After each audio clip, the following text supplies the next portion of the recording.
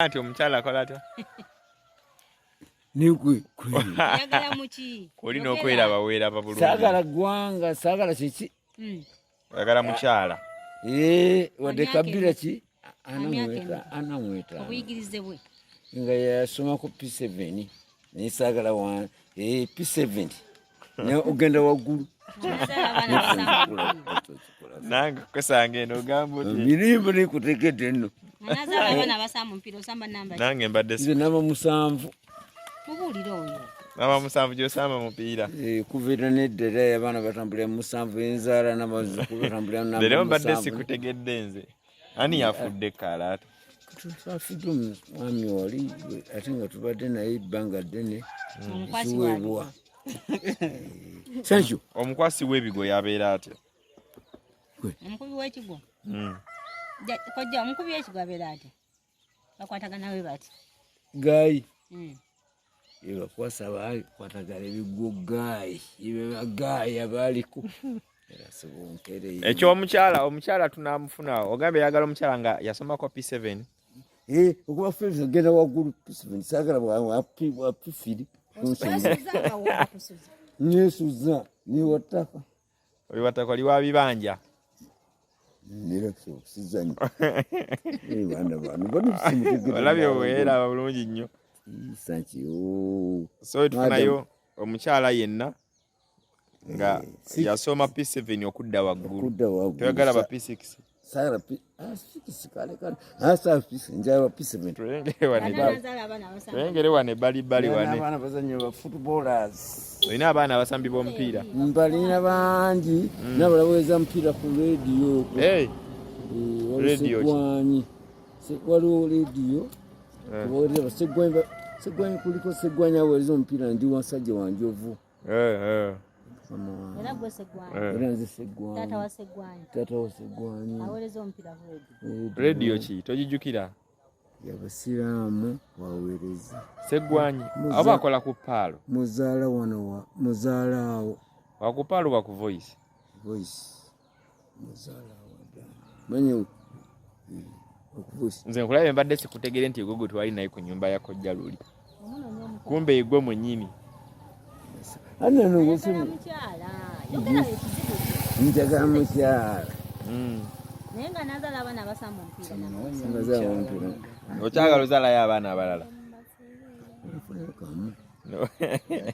akamu kana asamba omupiira bano banti bazanya abazikunina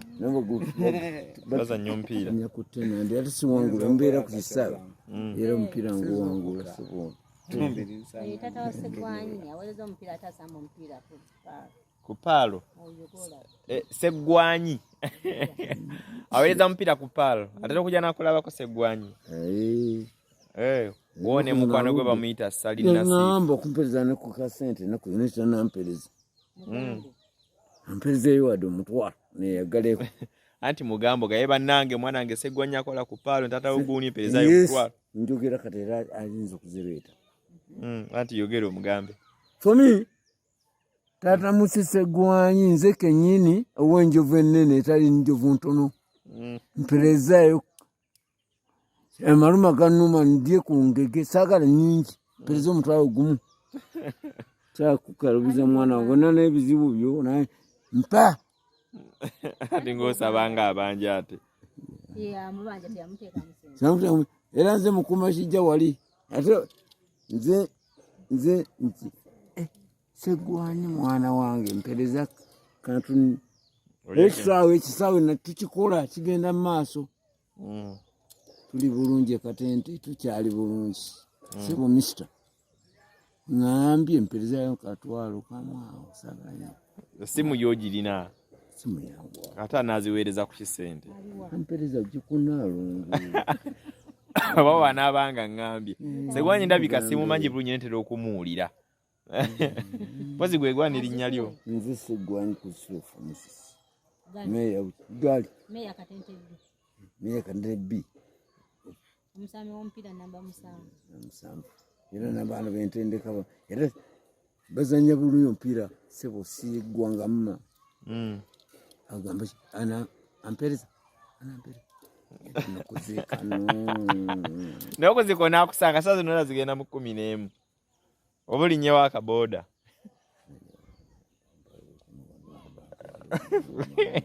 kwera 10 bakutwale kandawo ngenda kulinnya nangugamba ngenda kulinnya kaboda kambe kansenatuka sankiyo kati omwana nampereza yako era waanaaba ngambye nja kugamba Ssegwanyi nze taata we nnyo akunoonyeza omukazi mutabani we afune maama we mukulu wa Dawudi namba mmeka 7 namba 7 simanyi omwana oyo naye batambule 7 era batambule 7 bwe bayita omuwulutanyi olutanyawo kale katukoleko ogenda ozike naffe tumale okwambuka kale mbasangayo era tugenda kukomawo obudde bwonna wali onyini bwe twesanga mukamwana tomukwata mu ngalo badde simutegedde namutegeera Mune Uganda tukwaniriza okuva ebweru era nga tuli beeteefuteefu okutambuza. Tulina obumanyirivu mu kuvuga ate era ku miwendo egisaanidde. Kati nno gwe yeetaaza okupikinga ku kisaawe okutuusa ewaka ewuwo tweyune. Ate era naawe ateekateeka ogenda ebweru twekwate tukutambuze okuviira ddala ewaka paka ku kisaawe. Kati nno mwanattu toddamu kumenyekana migugu ng'entambula weeri. Tukubire ku ssimu noti 7 noti 6 94 729 oba noti 78 29 52 155.